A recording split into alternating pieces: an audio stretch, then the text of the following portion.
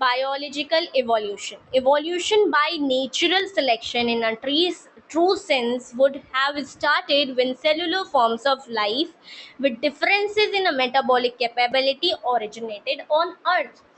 Evolution natural selection के जरिए true sense में कब स्टार्ट हुआ होगा? जब cellular forms of life arise हुई होंगी. सेल्यूलर फॉर्म्स ऑफ लाइफ कब अराइज हुई थी? 2000 million years ago. With differences, जब उनके अंदर डिफरेंसेस आए होंगे उनकी मेटाबॉलिक कैपेबिलिटी में. ठीक है, तो ये एक असर्शन रीजन यहाँ से यहाँ तक ये असर्शन रीजन बन सकता है कि evolution by natural selection in a true sense would have started जब सेलुलर फॉर्म्स ऑफ लाइफ आई होंगी. फिर differences with differences in metabolic capability of originated on earth. तो रीजन भी करेक्ट हो जाएगा इसका. The essence of Darwinian theory about evolution in natural selection, the rate of appearance of new life forms is linked to the life cycle or the lifespan. मतलब एक example हम लेते हैं, एक हमने दो एग्जाम्पल लेने हैं. Microbes that divide fast have the ability to multiply and become millions within hours. इसमें एग्जाम्पल दे रखा है पूरा. पहले एग्जाम्पल पढ़ेंगे फिर इसको फिगर से पढ़ेंगे. ठीक है, फिर उसके फिगर से हम पढ़ेंगे. Microbes that divide fast have the ability to multiply and become millions of individuals within hour. मान लेते हैं कॉलोनी बैक्टीरिया की ए थी. growing on an given media has built-in variation in terms of ability to utilize a feed component. A change in the medium composition would bring out only that part of the population, say B, that can survive under the new conditions. In due course of time, this variant population outgrows the others and appears as new species. This would happen within days. For the same thing to happen in a fish or fowl would take millions of years, as life of span of these animals are in years. यहाँ पर हम देखेंगे, for example हमने एक example लिया ए को हमने given conditions में हम ग्रो कर रहे थे. पहले माइक्रोब्स को हम गिवन कंडीशन में ग्रो कर रहे थे.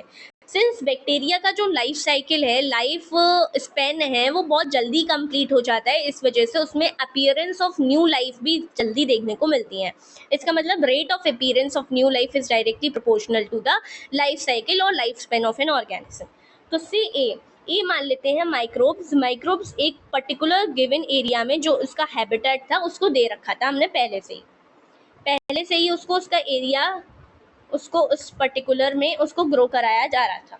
लेकिन जब हमने इसमें कोई ऐसी चीज इसमें दे दी, ऐसा कुछ दे दिया इसके अंदर हमने, अब कुछ ही सरवाइव कर सकते हैं, कुछ ऐसा हमने डाल दिया, एंटीबायोटिक डाल दिया मान लो, तो से बी में वो हैं जो सरवाइव कर गए, कुछ ही इसमें सरवाइव कर गए. तो इनकी फिटनेस ज़्यादा होगी एज कंपेरेटिव टू ए, क्योंकि ये वेरिएशन में भी सरवाइव कर गए. तो fitness of the B will be more. यहाँ पर दे रखा है, here we say that fitness of B is better than the A under the new conditions. अब हम बैक्टीरिया की लाइफ साइकिल जल्दी कंप्लीट हो जाती है, जिसकी वजह से नए वेरिएशंस हम ज़्यादा देखेंगे और नई स्पीशीज इवॉल्व हो जाएगी.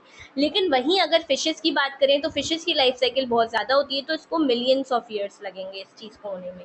तो नेचर सेलेक्ट करता है फिटनेस को. One must remember that so called fitness is based on which are an inherited.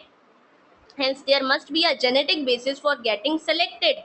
And to evolve, another way of saying the same thing is that some organisms are better adapted to survive और hostile कर जाते हैं environment में, और adaptive ability is inherited. genetic basis है इसका, और fitness at the end ability है to adapt and get selected by the nature.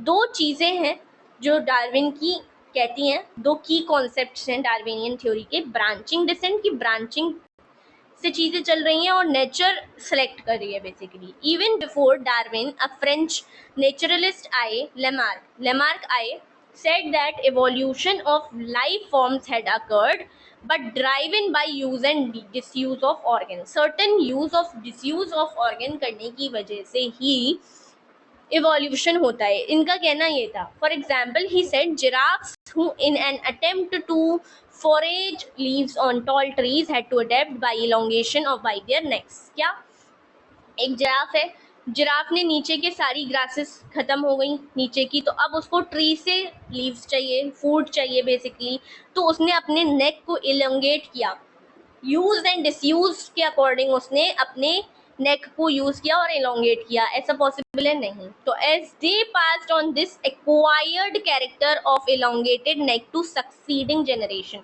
और सक्सीडिंग जनरेशन में क्या होगा, इस एक्वायर्ड कैरेक्टर का पासिंग होगी, जबकि सोमैटिक चीजें जो है पास ऑन नहीं हो सकती। ये तो सोमैटिक हो गया ना। तो giraffe slowly over the years come to acquire long necks, nobody believe this conjecture anymore.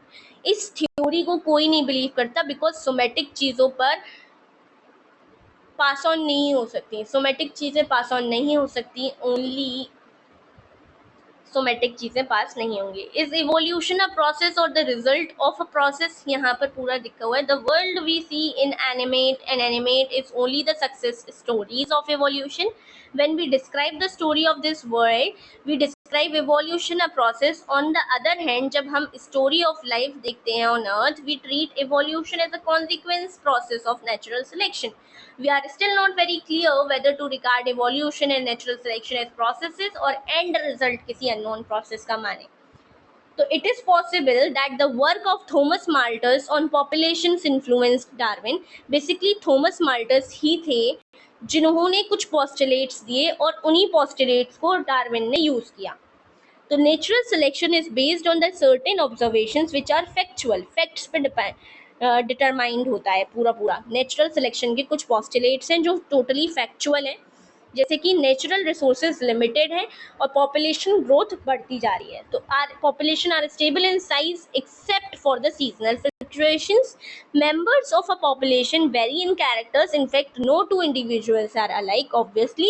Even though they look superficially similar, most of the variations are inherited, etc. The fact that theoretically population size will grow exponentially if everybody reproduce maximally, this fact can be seen in growing bacterial population। and bacterial population में देखो कितना ज़्यादा तेज़ी से bacteria जो है populate हो रहे हैं। तो इसकी वजह से population sizes in reality are limited, means that there had been competition for resources। since natural resources limited है, चाहे population कितनी ही हो जाए resources उतने ही रहेंगे, that's why there will be competition। only some survive कर पाएंगे और कुछ नहीं सर्वाइव कर पाएंगे। नोबिलिटी और ब्रिलियंसी इनसाइट ऑफ डार्विन की यही थी।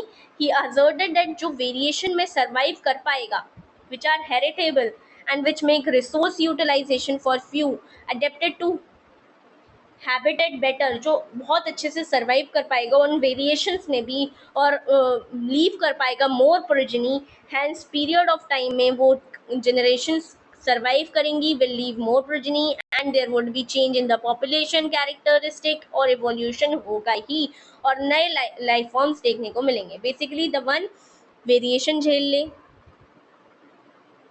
Will survive, or the one which survive will leave more progeny, and these new progeny will arise a new life form, जिसकी वजह से वेरिएशन मतलब म्यूटेशन हुआ होगा और इस वजह से आपको इवोल्यूशन देखने को मिलेगा। Mechanism of evolution next video में पढ़ेंगे।